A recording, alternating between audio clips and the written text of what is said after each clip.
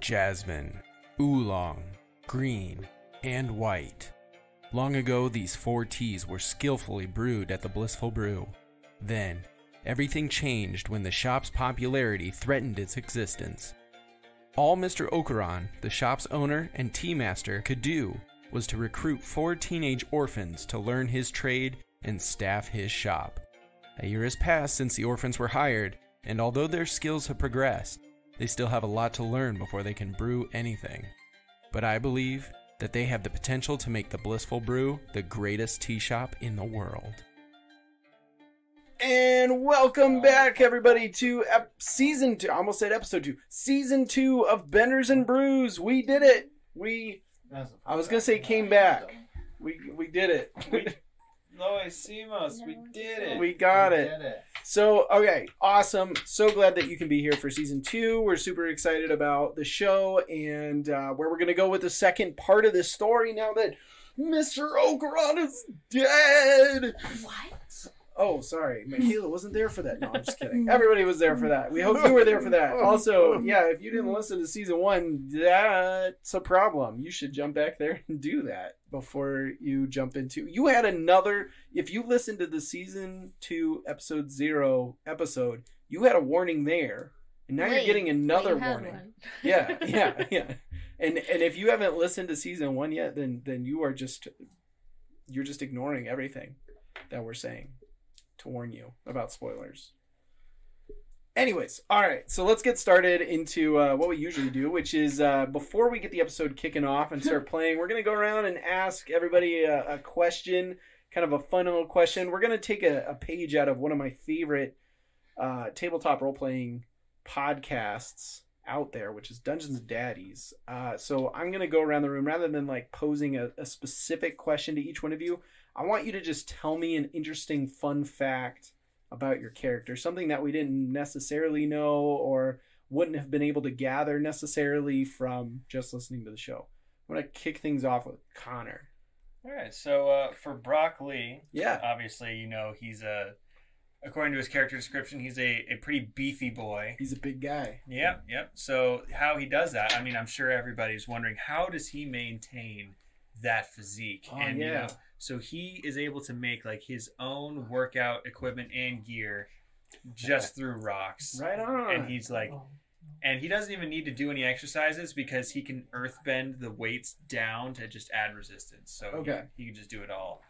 He can do it all with some pebbles if he wanted to. I've never even thought of it. Oh, he's like increasing the density, weight, science things. Increasing the resistance. For a guy that's real just brawn, he's also got some brain apparently. Well, only when it comes to that working sort of out. stuff. Yeah. Right on. Okay. Dave, what do you got for Guohan? So Guohan really likes when it rains, but not for the reason you might think. It's because it makes mud, which is really great for making fake footprints. Back at the carnival, there were rumors going around about this giant, absolutely huge penguin seal that would get into all sorts of trouble every time it rained. But really it was just Guohan walking around with some giant penguin feet he fashioned out of some stone or something. Yeah. Oh, that's amazing. I wonder who started the rumors. I don't know. Cameron, tell me something interesting about Bill Dorr. So does Avatar have like normal weeks, like Monday through Sunday? I think so. I mean, I'm sure they'd have like. I don't think they mention it in the show you at all. Know if you watch it. Yeah, you'd know if you watched. No, they didn't talk about this. I say as I'm sitting here having watched it, and I can't. I'm not 100%. I would assume so. Yeah. So we're just Let's gonna go say, with for sake of argument, yeah. use a Monday through Sunday. Okay. Sure. Well, every Thursday night, Bill sneaks away. Okay. To meet up with a group of elders. What? They have a local. I think I'm going to quote this correct. Pie show. Oh, okay. Gathering where they play pie show as a group, and Bill really enjoys the game, so he sneaks away to play with them. play the game against them and stuff, and he's gotten like really good at the game. But he doesn't like to tell others that's what he's doing, so he just kind of sneaks off. And if anyone asks, he just says, "Oh, I was off like the library or something." Okay. But he's playing Pie Show. He's playing Pie Show with old people, and he's kind of embarrassed about it. There's a growth question for you. Yeah. Is it like in New York or like in the parks? There's he's playing like basically those old guys who just play like chess hustlers, but he's playing like Pie Show hustlers. Pie Show hustlers. Yeah, 100% that exists. 100%. Oh yeah, probably. Yeah. Pie Show hustlers. I love it. I was really thinking that for a second there you were gonna say he sneaks out and he meets up with a group of people and plays Dungeons and Dragons. And I was gonna be like, I see what you. But no, Pie Show makes a lot of sense. The closest thing to that. Yes. Oh, that's how Pie Show works. It's like I play the White Lotus fighter rogue. All right, Michaela, what's going on with Mika? What's something interesting? Well, when she was very little, she used to carry around an egg. And then, yeah. Suspense is killing me. Hey, girl. Just to see if she wouldn't break it. No, she carried it around because she really wanted a pet, and, she was told she needed to show her some responsibility. Oh, okay. So she carried that thing around forever, and, one day she was out sledding around with the penguin things, and her egg broke. But in her defense, the egg was rotten at that point, so she's had it for a pretty long time. Oh gosh! So she's just like laying there in the snow with like rotten egg all over her, like. Ugh. So sometimes she can get a little bit emotional around broken eggs, but no big deal. She doesn't like to. She's like, tea shop I could deal with. Anything to do with breakfast, keep me out of it. Mr. Okuran's dead, but this egg. It's just a broken eggshell and stuff, brings back memories. Mr. Okuran's laying there with a knife in his back on the floor, and then she looks over, and there's an egg that got like flipped over on the table and shattered on the ground, and she just starts bawling, and everyone's like, "It's okay, we're gonna make it through this." And she's like, "The egg," and they're like, "What are you talking about? The egg is broken. The egg is broken." Wow, that's dark. Is it? It's an egg. It's a nice egg. But it was her first pet, She killed an egg's not a so pet. it's like a pet rock, but it was an egg. It was her pet. She's giving her a pet rock. Mika's got a lot of intense feelings about this. Don't get me started on eggs. All right. Interesting fact about me. I'm Skylar. I'm the DM, and I don't know. I sliced my finger open while making fried rice this weekend. But it was good. So it was worth it. How do you cut your finger making rice? Well, first of all, it was fried rice, and there were like vegetables involved. Okay. And I had one of those like you push the slice like to slice things. Yeah. Well, yeah, like a mandolin.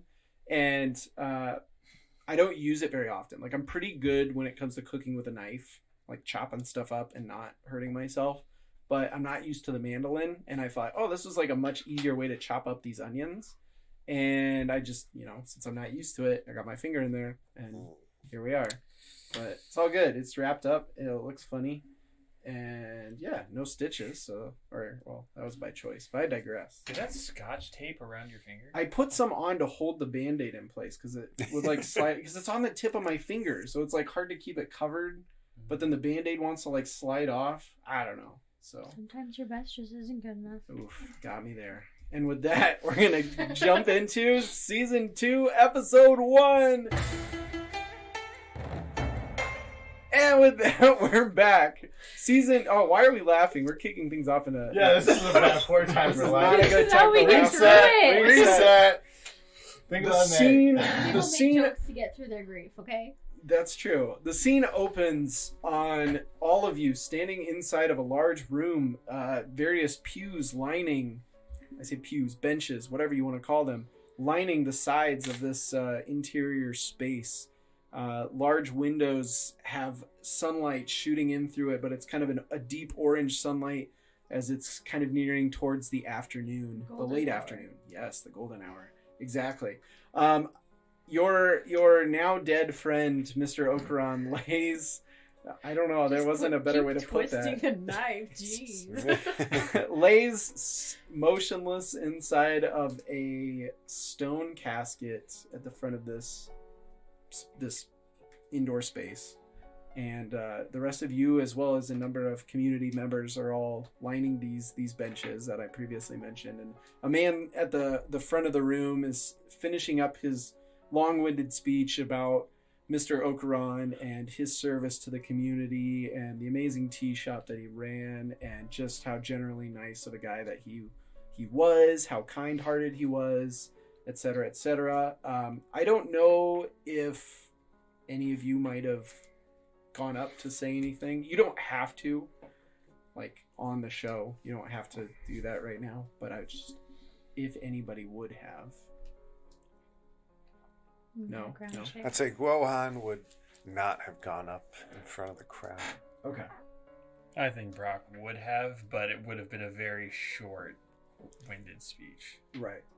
What would the tone have been? Would it have been like angry, or would it have been sad, or some form of sad? I think it would probably be a combination of sadness and anger. Okay.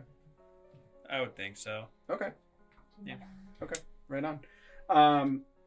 So as he finishes this man that's up there finishes up his speech, the doors of the area suddenly swing open, the big like heavy double doors or whatever, and you all turn because it's quite loud, and there's Madame Yang standing there in the doorway, and she says, "Oh, is the ceremony not over yet?" and turns to like let the door close behind her. And so the door closes behind her as she exits. You could see that, as she was turning, she had kind of a smirk on her face almost. It stings. It definitely stings inside. Just, seeing her and maybe feeling some sort of resentment, like this might be her fault in some way, shape, or form, whether you have proof or not. There might be thoughts in the back of your head that might be thinking in that direction. But whatever the case, the service comes to the end. And probably a number of people probably come and maybe shake your hands, or if you let them, give you a hug. Not Mika. Mika did not. Whatever the case, just kind of going around, kind of stemming off of what I asked Connor. Like, how's each character really feeling emotionally in this situation? Connor, you said kind of a mix of anger and sadness. Mix of anger and sadness, because he died during the fight, and I feel like Brock is feeling a bit remorseful in that he felt he could have, helped Mr. Okuran as well during the fight, but he was just too tunnel visioned on, the coyote boars. Sure. Maybe some of that anger is sort of internal, kind of almost angry at himself a little bit. Yeah, it's mostly at himself. Gotcha. What about Guohan? What's Guohan feeling right now? He's definitely feeling sort of almost regressed. I guess he's feeling sort of regression, like he's closed off right now, feeling a bit lost. Okay. Because this was like father figure to him almost. Yeah. And then now he's gone. Where's he gonna go? He doesn't have somebody to kind of help lead him through life. But he's also, angry. Sure. And more confused than angry, like just doesn't know what direction to go or where to direct his emotions, really. Sure. No, that makes sense. Bill Dorr. What is Bill Dorr feeling right now? Like he's a failure. Okay. That's probably the biggest emotion. Yeah, he swore to himself he wouldn't let something like this happen again. And now he's going very much on a slippery slope. Mm-hmm. But unlike last time, he actually has someone that he can lash out on other than himself. And so, in a very unhealthy way, he is very much been secretly plotting and making moves to try and get back at the Wild Coyote bars. Okay. Without the others knowing about it. Okay. But if they try to talk to him, he's very closed off, and he hasn't actually said a single word to any of the other three since it's happened. Okay. I'd ask what those moves were, but I almost want to find out along the way. I think it might be a better way to kind of reveal those things as they happen. I'm kind of intrigued. Yeah. So we'll leave that kind of a bit of a mystery to see later on. What about Mika? I mean, Mika's kind of been a little bit offish, I guess you could say, between her and Mr. Okuran. I know she's kind of had like this hesitance to trust him and see him as much of a father figure as some of the others have, or even just a close friend. So what is her feelings right now that he has passed away? I would say that she is definitely feeling different emotions on the inside than she does on the outside. Mm-hmm. She was probably closer to Mr. Okuran than she let people believe. Sure. But I would say on the outside she's more stoic, kind of, I don't know. And then on the inside I would say she's pretty much just like in denial of the whole situation. Right. It just hasn't really like set in so much, or she's not letting it set in, I guess. Right. So, okay. All right. So there's definitely a lot of pain and a lot of anger going on between all of you. And like I said, you know, as the people come around, kind of say their, what's the word for that people kind of at funerals? I know there's a word for that. They offer their condolences. Yeah, there we go. Okay. I think it's indulgences. They're indulgences. They offer you indulgences. They hand you a piece of paper. Oh, thanks. And say, you've been forgiven of your sin. No.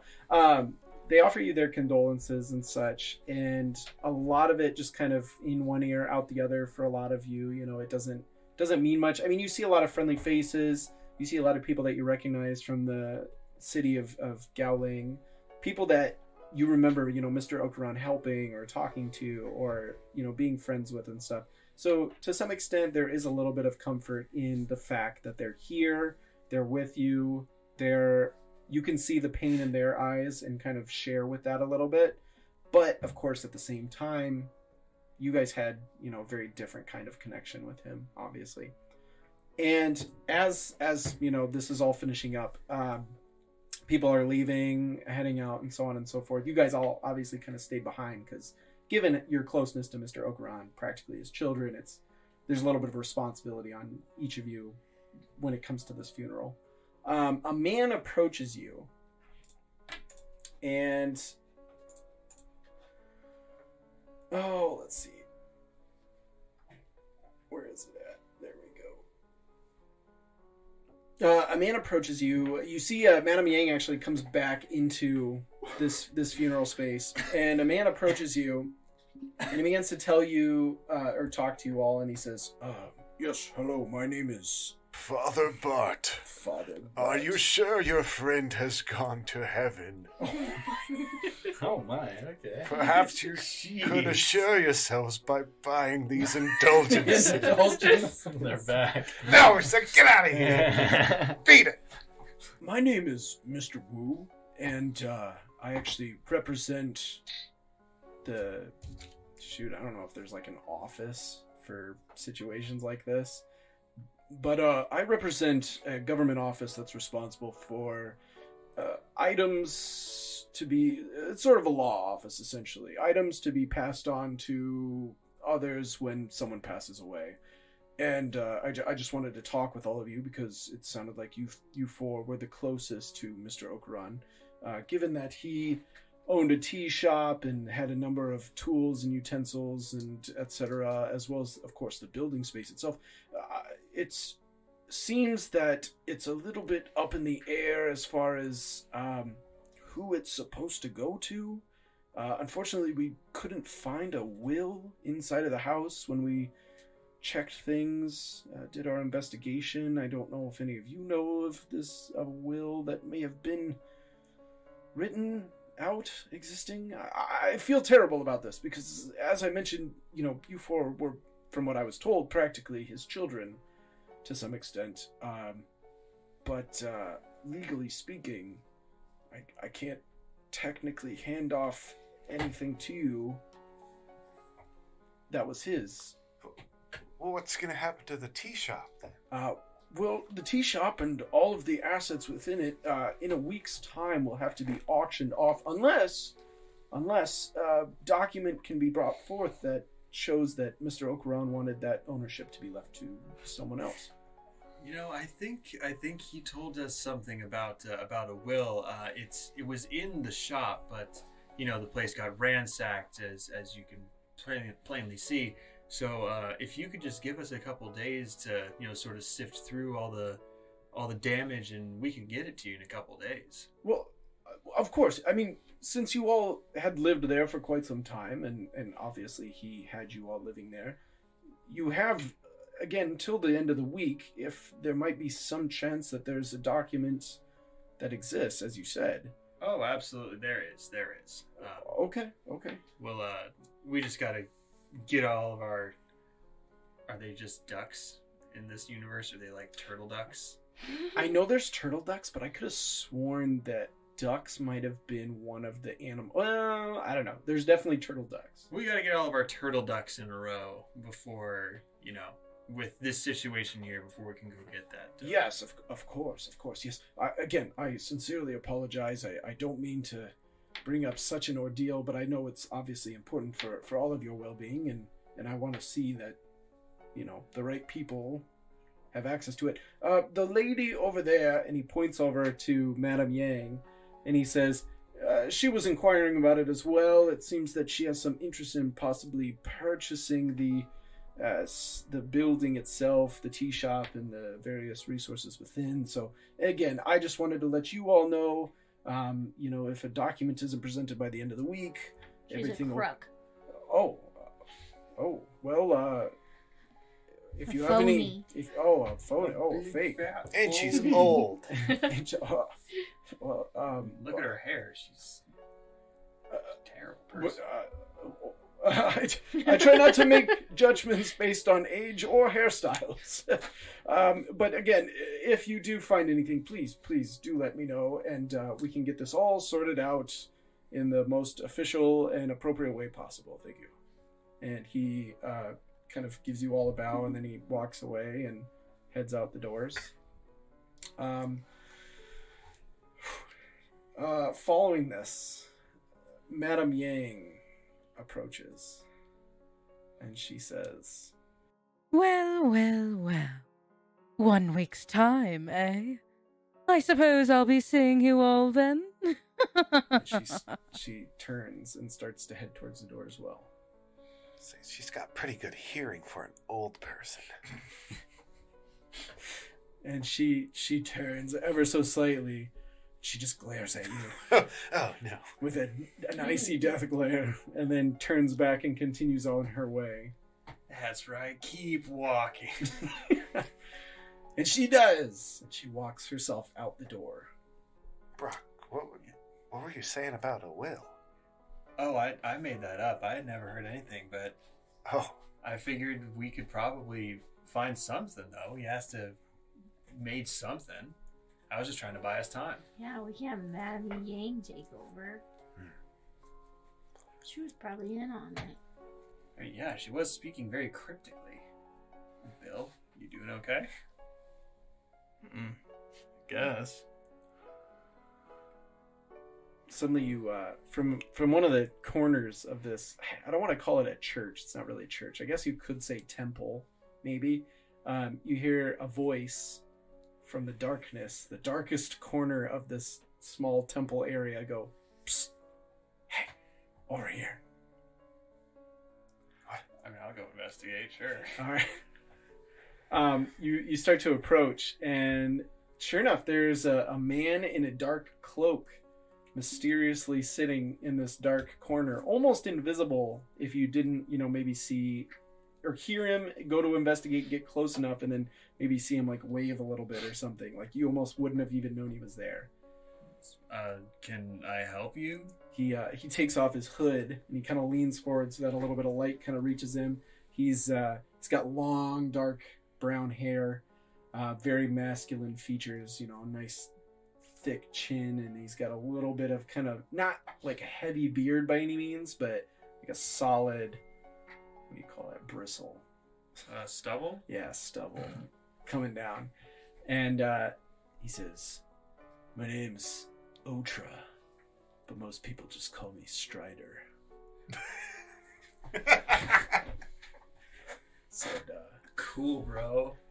Yeah. Why were you in the shadows, Strider? It's where I thrive. In the shadows. Are you okay? Do you need a doctor or something, man? No, I'm fine. I was actually a good friend of Okuran's. Oh, yeah? Yeah, he wanted me to give you this. What was Okuran? And he hands you a piece of paper. Okuran? Did you just say who's Okuran? No, he said Okuran. Did he say? Oh, it's just my accent. Okay, so what does he give me? He gives you a letter. It's like a sealed envelope with like a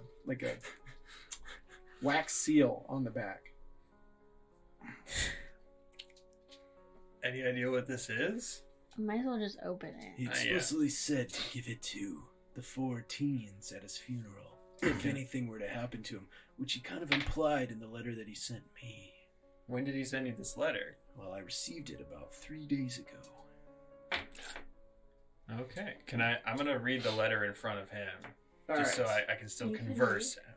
So can I? There's Can you? I think I can. That's a question for Broccoli. Can you read? I think I can.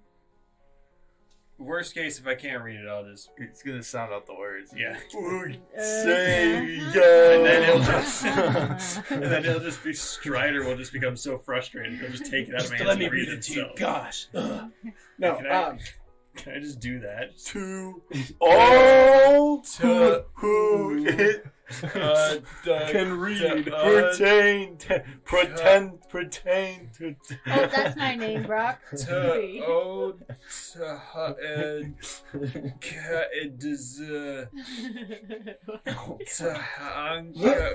me the letter. I can read it myself. Except this one. I think. Who's Bill? That's the guy over there, the very stoic man with the staff. This specific one is for you.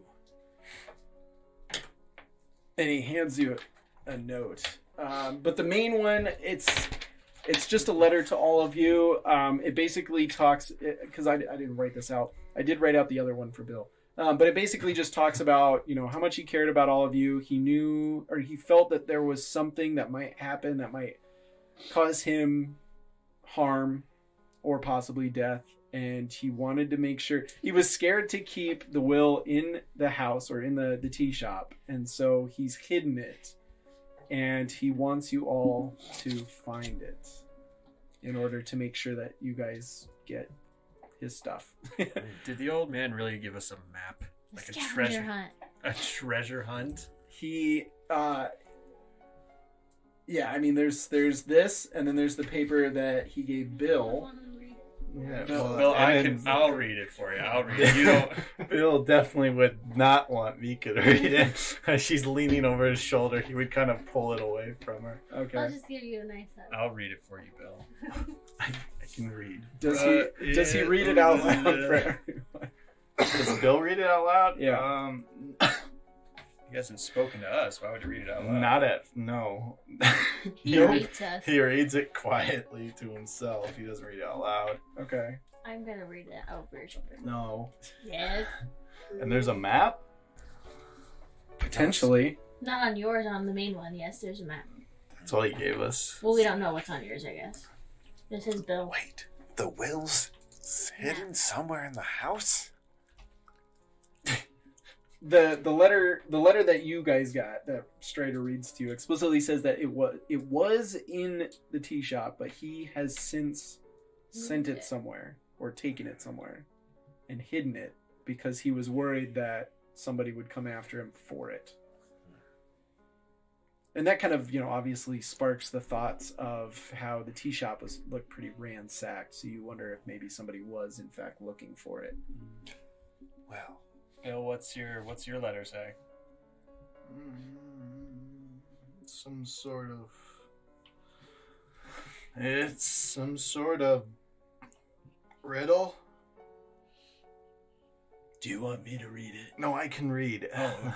Well, I didn't. It's not that I thought you couldn't. I just figured I'd offer. I can read it out loud. Free service I offer, I guess. I can read it out loud. I could charge for it, I guess. Yeah, go for it. What, you're gonna stand here? Wait. Oh, I mean, I can leave. This is all I had to do. Oh, okay. All right. Well, it's nice meeting you. And Strider leaves. It's like, I got that guy's deal. All mysterious in the shadows. I've got some short airbenders to go rescue. Never thought I'd meet someone edgier than Mika. Take to the fiery mountains of the Fire Nation to drop a necklace into. You're just remaking Lord of the Rings. I'm glad this character's gone now. So that guy's such a... For now. There's an earthbender that makes his own legs. His name is Legless. Okay. He's really good with throwing rocks. Okay, anyways, go ahead. This corner's pretty drafty. Can we go somewhere with better lighting? Sure. What's it say? Oh, I can read it while we walk, I guess, back to the shop. There you go. It says... Are you, like me, a fan of piracy or privateering out in your D&D campaign? Well, check this out. We have been working on a brand new airship combat system that means you and your privateer crew can now take to the skies and pillage at new heights. Within this system, you will get three-dimensional dynamic movement and combat rules. You'll get a brand new updated aircrew system, as well as brand new spells, items, creatures, and example airships for you to use in your campaign, as well as crews to put on them. But I think the coolest part about all of this is we have a custom ship builder application that will allow you to customize and build your very own airship. It means you and your team can have exactly what you want as you take on the skies. If you're interested in any of that, check out our Sky Zephyrs Kickstarter here at Hermie and the Dude. Snyder's Return is a tabletop roleplay interview and actual play podcast. We chat with content creators from both mainstream and indie publishers, and we release actual play episodes of systems like our City of Mist game, Meddlers, Monsters and Madmen, and more games coming in the future.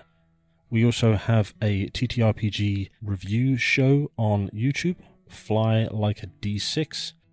Come and check us out. You can find us on Twitter at Return Snyder, Instagram Snyders_return. You can find us on YouTube at Snyder's Return, Discord, and everywhere you get your podcasts.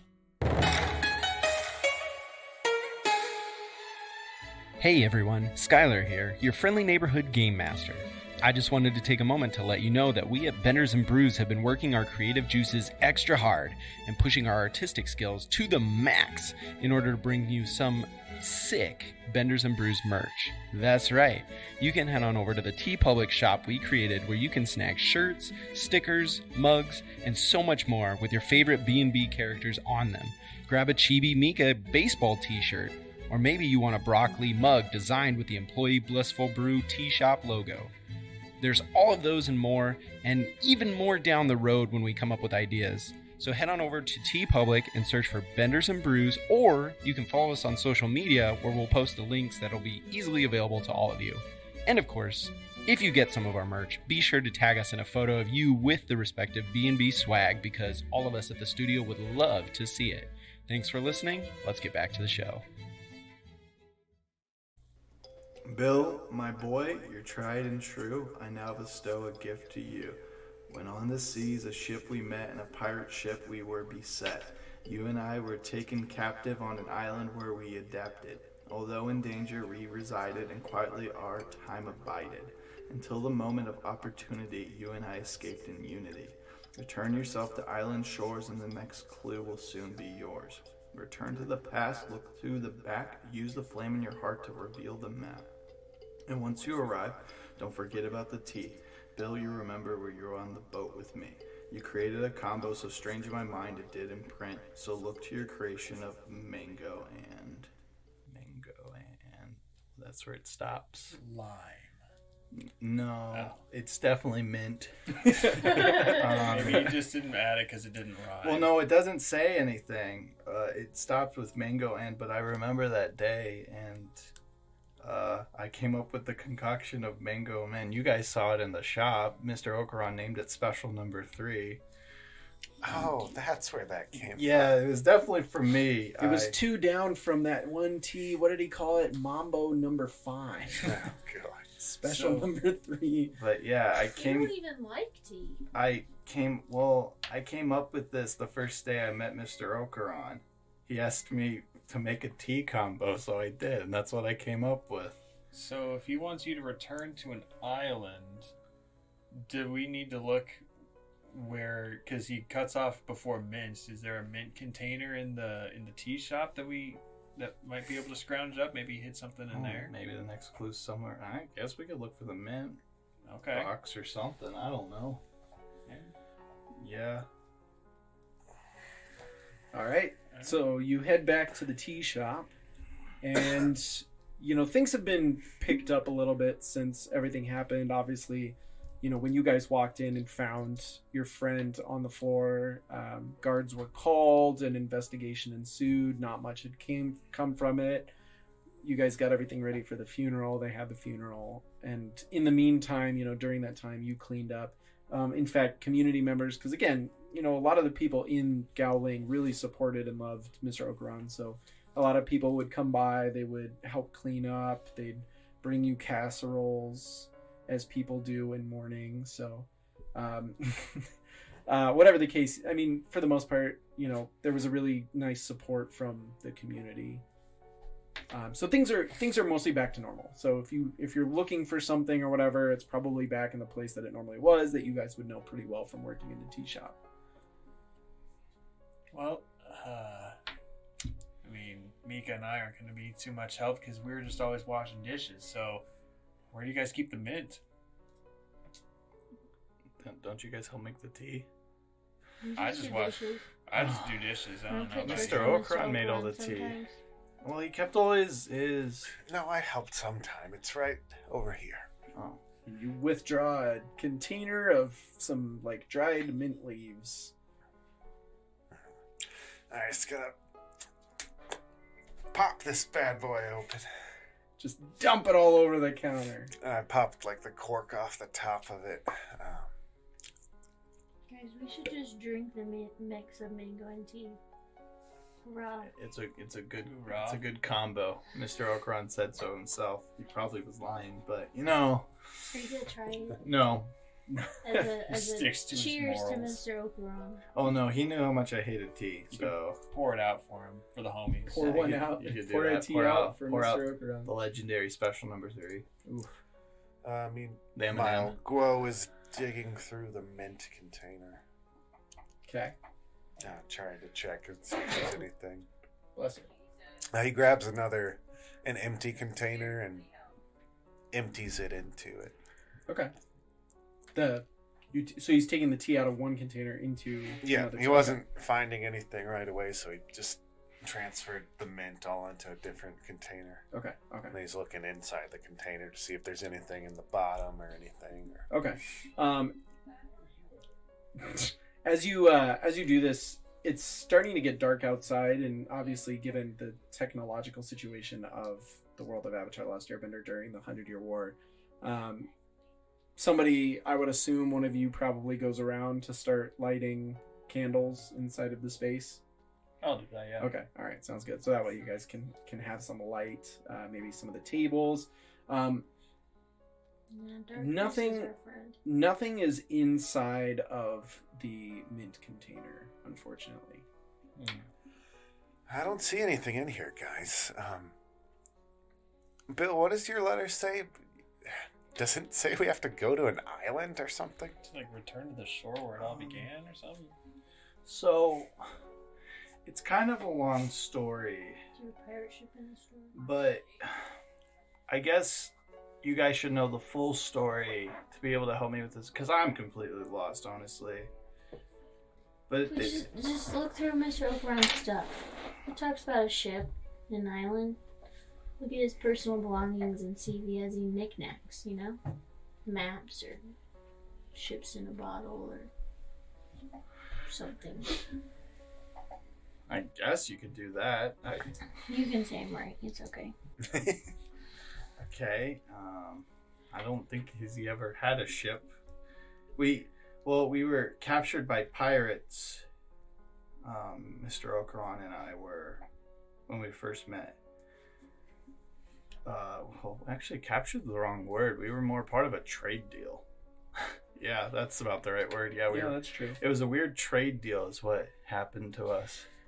And we got traded with pirates to let the rest of the crew go, the rest of the passengers go. Mm-hmm. It was some Fire Nation general that organized the whole trade deal as well. And it was weird. But anyways, we got put on a pirate ship, and then we helped the pirate crew for a day. Mr. Okuran made them a bunch of tea, and I swabbed the deck. And also knocked out a guy with a bow staff, so always been good at that, I guess. And then we escaped on a dinghy with a bunch of his tea. And we landed on the shores not too far from here in that dinghy. Now, I don't know what Mr. Okuran did with the dinghy itself. Maybe he left it there all these years. I've never returned to that spot. But I don't know. Just reading this, it says return yourself to island shores, and the next clue will still be yours. So part of me thinks that if we went back to the exact same spot where we, washed up, that's might be where we go. But then it talks about a map, and I think that might be where we find a map. Oh, maybe. Here. I'm gonna assume that you guys are all sitting around. I'm gonna hand it to Guohan. Okay. The riddle. Not Mika. I'm going to assume you guys are sitting around one of the tables discussing this at the tea shop. And as you go to hand Guohan the piece of paper, you can kind of feel a little bit of the heat from the candle in the middle of the table that's giving you guys light. And as the map passes by and that heat kind of emanates towards it, you notice some sort of scribbles on the back of the paper of the letter. It's not actually on there, Dave. Oh. Sorry. Those were my personal scribbles, but I'm just saying in the game, you notice some scribbles on the back suddenly sort of appear. Guys, it smells like lemons. Okay. It smells like lemons. Oh, wait. Is there something on the back of this, or is this just the trick of the light? It is, in fact, not the trick of the light. What does it say? Well, it's only a fragment. It looks like just like I said, a few scribbles of lines at the moment. So you have to hold it back over the... No, it does not say that. Is he writing on there? Sussy bar. Oh. I had it upside down. It's just a message from Mr. Okuran that says, "Whoa, you a sussy bug." Got him. No. Hold it closer to the flame. Don't. Yeah, don't catch it on fire. Don't catch it on fire. You bring it a little bit closer to the candlelight, and more of this mysterious situation sort of starts to grow across the page, almost like filling itself in. And you realize that on the back of this page is a map leading to an island. Shows where you guys are at from Gyaling all the way over to an island that you guys maybe have heard of. I feel like Guohan probably definitely might have heard of because he's traveled so much. But it is an island known as Whale Tail Island. It's right off of the shores of the Earth Kingdom, kind of. I think it's at the bottom there. Sorry, we have a map on the wall. Right there. Yeah. That's where they told Aang they were bringing Appa. Yes. But they lied. They lied. That's right. So that's where this map seems to be leading you. Well, I guess we got to find a boat. Should we head down to that shore to see if we can find anything? Do we have enough time? I mean, how long does it take to get to Whaletail Island? Game Master, do you have that? I could, but I feel like it might be something you'll have to ask a character. All right. Well, I figure we head down to the shores. There's probably some sailors, fishermen we could talk to. Maybe we can try and commandeer a boat. How long does it take to get there again? Well, we gotta ask one of them. They'll probably know. Oh man, looks like we're going on a trip, guys. I gotta go pack a bag for Dilbert. I was gonna say before we left, someone's got to feed him. I don't think he's eaten this entire time. Oh gosh, poor guy must be hungry. That poor little cephalopod. Whatever the case, you guys, spend the rest of the night planning a little bit, prepping, packing, and obviously feeding Dilbert. You wake up the next morning feeling rested and ready to go. A little bit, maybe nervous probably. And hopefully, to some extent, this has reignited some of the fire that might have been lost by the depressing circumstances. But whatever the case, you head out, and one place that you know of in town that offers, sort of travel assistance. It's located kind of on the edge of Gowling. There's, I don't know, they have a couple of it's basically what do you call them? Travel agents. It's like a travel agency. And you're like, okay, well, I'm not necessarily going on a paid vacation per se, but I'll go check it out and see if they can give me information maybe. So you arrive, and there's the lady at the front desk, but there's somebody talking to her. And rather than her greeting you, this person just turns around. It's an old man. He's crooked, almost at a 90-degree angle of his back. Turns around and sees you all, and he says, well, where are you three going? And where are you headed? Are you going on vacation? Oh. We're going to the island of Nunya. Nunya? Oh, I've been to Nunya. I'm sure you have. It's quite a place. Yep. That's where we're going. So where are you actually going? Whaletail Island. Whaletail Island? We don't really offer much of water travel here at our agency, but we could get you across the mountains to the shores. It's right over by Chin Village. That's where you want to go. Oh, was he the travel agent? Yes. Oh, I thought he was like an old man that he was helping. I like to think I'm more of a guide. I thought the person behind the desk was helping the old crooked man, and then the customer asked. That's why I said Nunya. Because I thought trying to blow this random guy off, and then it turns out it's like he's actually the guy who's helping. I'm so sorry. I thought, oh man. So wait, you're a guide? Yeah, I'm a guide. I can get you across the mountains. There's mountains that'll get you. You're gonna come with us? Not all the way to Whaletail. Like I said, I don't offer water travel, but I can get you down across the mountains. I know that area real good. Oh boy. Okay. How long's a trip like that take us? Oh, if you go my way, it usually only takes about a day. I like that. Yeah, we only have 6, so we gotta make it down and back in that time. Wow, you guys only have 6 days to make a whole big trip. What's going on? Is someone dying? Yeah. Somebody died. Oh, not Way anymore. to bring that up. Oh, I'm sorry to hear that. Do you offer bereavement discounts by chance? I do not. Wow. How much does it cost? Worth a shot. Do it for 100 yuan a day. What? Okay, man.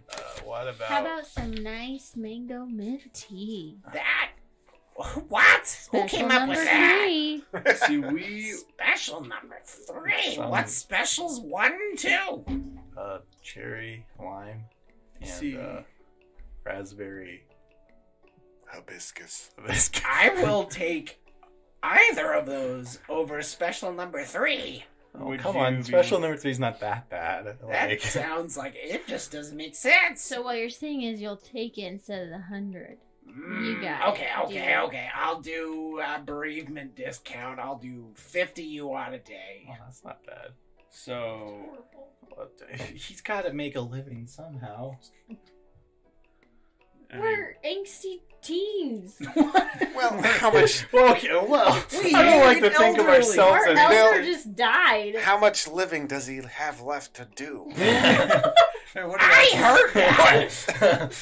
Man, these old people are so weird. Their hearing's supposed to be lost, not enhanced. I mean, we did kind of shake down the coyote boar, so it's not like we're strapped for cash. How much do you get from them? We still have the 1,000 we were supposed to give them. I mean, we don't have 1,000. You have what? No, that's most of that's stuck in repairing the shop. Yeah, so we had 1,000. So yeah, the Blissful Brew that got ransacked a couple days back. You guys, what, did you buy it or? No, we worked there. And he like squints his eyes and he gets real close. He goes, "Oh yes, I remember you. Yes, I've seen all of you going down. Well, okay, if you guys are involved with Mr. Okuran, the late Mr. Okuran, okay, well then yeah, I feel a lot better about the bereavement discount. What a guy! Yeah. You said you can get us over the mountains in one day? Yeah, by foot or? Yeah. Well, why, do you not like walking? Well, you see, yeah, because me and my friend here, we're both earthbenders. Is there a quicker way we can go through the mountain? Not currently, but there's people working on it. That really chaps my khakis. What are khakis? It's we are in ancient times, sir. What are? It's just a phrase. It's just a term. Oh, you're starting something new. Yeah. I hope it catches I like on. to think I like to think I'm streets ahead. Oh, you wouldn't want to be caught streets behind, now, would you? That's right. All right, guys. Well, this is an emergency, so let's just pay the man what he needs. Yeah, pay the man what he needs. Yeah, Brock, pay the man what he needs. All right, fine. Am I The our man's got accountant? needs. Apparently, well, if anyone count. would protect the money the best, it'd be you. Okay, that's fair. All right, so You'd be I actually offended. have You would been- steal I have been whatever keeping- extra. You would be slowly. So- You'd be slowly siphoning the account. Wait, which one of us ran the register? I think okay, you did. Quodon did. Yeah, Glow did. But Yeah, I've been Glow. keeping track of our finances throughout this adventure. So we can afford It's true, 50. he has been. Yeah, you've been telling I everybody. I have it all yeah. tallied down here. Does anybody else have it? No, Okay, it's yeah. just you. So yeah, we have enough. Gohan only works with the money when he's on out, when he's on the clock. I get All right. paid to do it. So combined, we have more than enough to cover. So we'll pay you the 50. And can you start taking us there now? Yeah, of course I can. I'm ready to go. And since you paid my fee, that's what hits me at the point where I will introduce myself to you. and he holds out his hand to any of you, I guess, and he says, The name's Rooney. I'll shake. There we go. A big, strong man shaking hands with little old me. Yep. Rooney. How tall is this guy? well, that's the tricky thing. So, like, he looks like he could be, like, maybe upper 5 foot, like 5'9", 10. But, like I said, his back is so messed up, he's at, like, a 90-degree angle. He's like 3 feet tall. Has he got a cane? He's 3 feet. Or is he just like... No, he's just a walking He's just walking, and he's walking got it. as an L. Yes. He's a walking, He's a walking 7. L. If he turns both of it, if he lays his hands out flat and turns them in opposite directions while he walks, he's like That's when how he people gets- mark their 7s with the line in the middle. Yeah. That's what he would look like. When he wants to get maximum speed, he puts his hands on the ground and starts crawling. Oh gosh, that would be terrifying. Yeah. Rooney's coming! And he's just running in all fours. If he starts running, he puts his arms behind him and he's always Naruto running. Would that make him like a capital T? Yes. Wait, what was this guy's name? Rooney. Well, Well, that makes Brock sense. doesn't know how to read, but he sure knows his letters. Yep. I can sound out letters pretty well. There you go. There you go. As you guys are walking, you guys start following him. He starts leading you. He's like, All right, you guys are all packed, yes? Yep. Good. You're gonna be glad you did. All right, on our way. and he starts to lead you guys through, and it's a pretty straightforward shot to the mountains themselves. Lots of hills, lots of ravines. It's pretty uneventful until about 4 or 5 hours through, maybe 6 hours in, and you guys start to notice that there's like a pathway that's started to become carved out into the mountains. It's a pretty wide pathway, and he's leading you through an area that's like alongside of it, but not actually like on the pathway itself, which you think is a little bit maybe strange. Why aren't we walking on this path? Why are you taking us over here? Oh yes, it's under construction right now. See, just up ahead. And he points, and you can see like some dust that seems to be rising, like a dust cloud.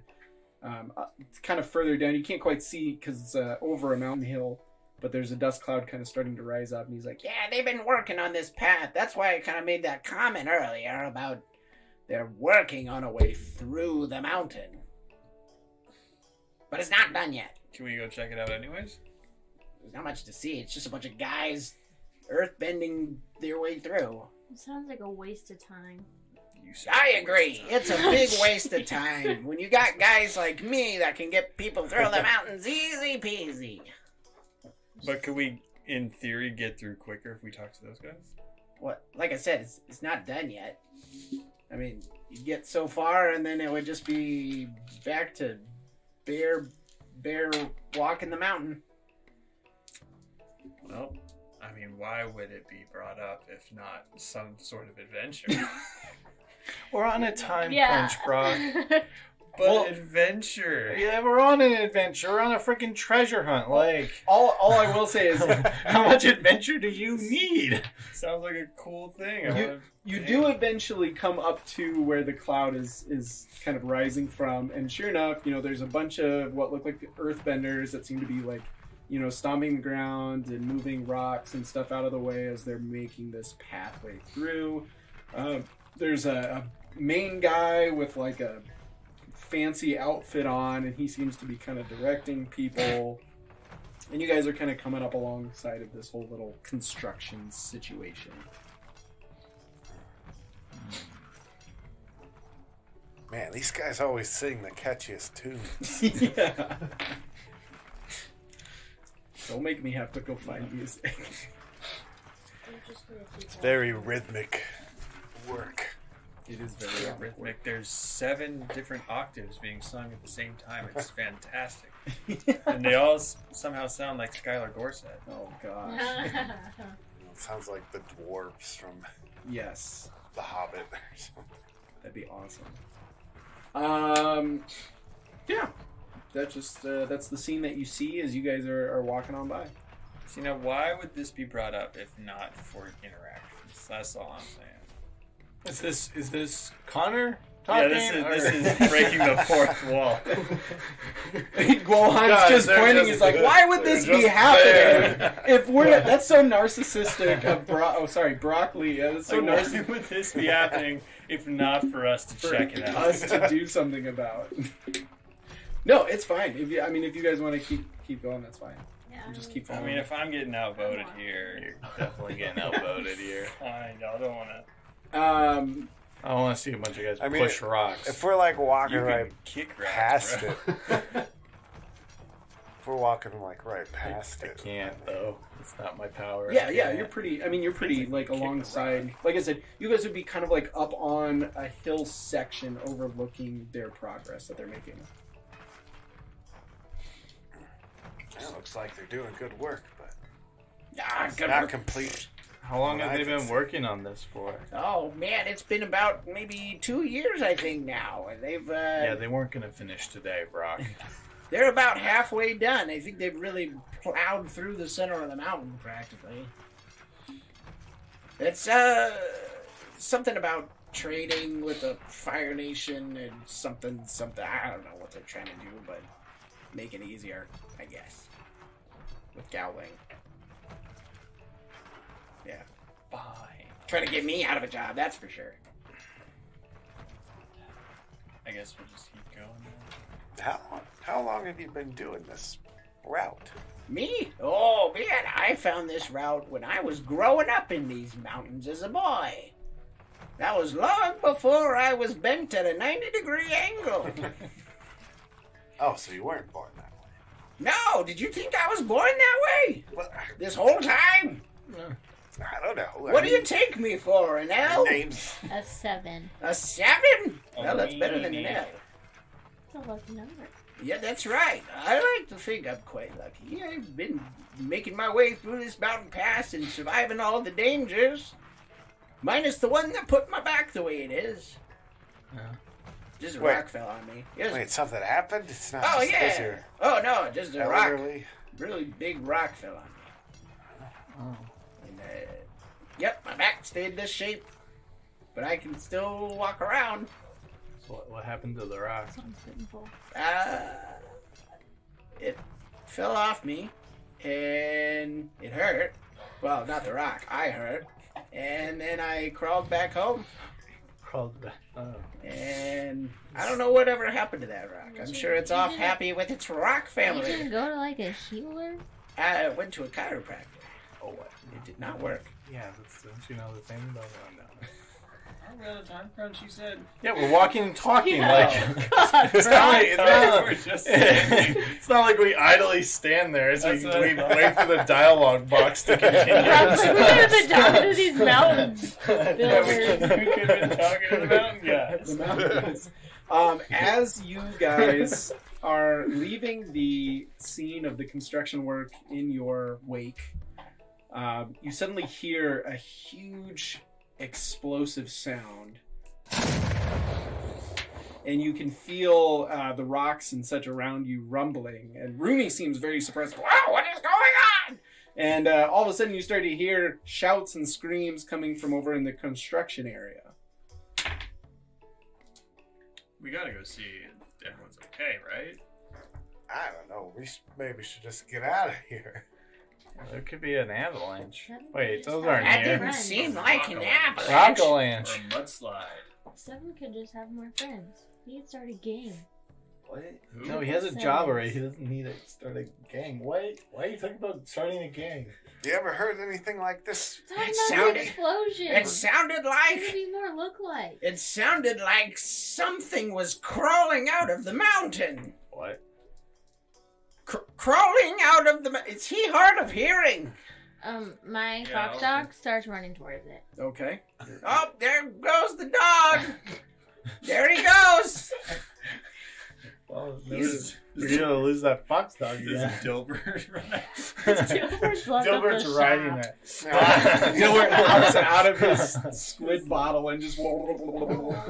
There goes the squid. So now we Who's have next? to go. Why is this? Why are you so familiar with all the animals in the group? Oh, there goes that fox dog. Oh, I there live in goes that. Gowling. I've seen an animal or two. Yeah, we've been with this man for 6 hours. I mean, Practically is our uncle at this point. all right, I'll run after it if no one else will. I'll save. Oh, there Lucas goes the thing. big guy. No, I'm running after it too. There goes the little guy. You guys stand? Well, no, I'm already gone. Oh, there goes the only girl. Well, it's just Just you and me. just us two.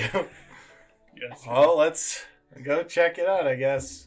And you head off. Yeah, be mindful of your back. Well, as you start walking, he says, And there goes the guy. And here goes me. and he just starts heading forward, very much beeline. He's like a pointer dog. Oh, there you go. He just moves in the direction that his entire body is pointing, pretty much. As you guys make your way up towards the construction site, you see before you a giant collection of rocks that seems to all be combined to itself as if a humanoid shape with 2 arms and 2 legs, no real head per se. But on the top of where the head would be is a small red gem that glints inside the sunlight.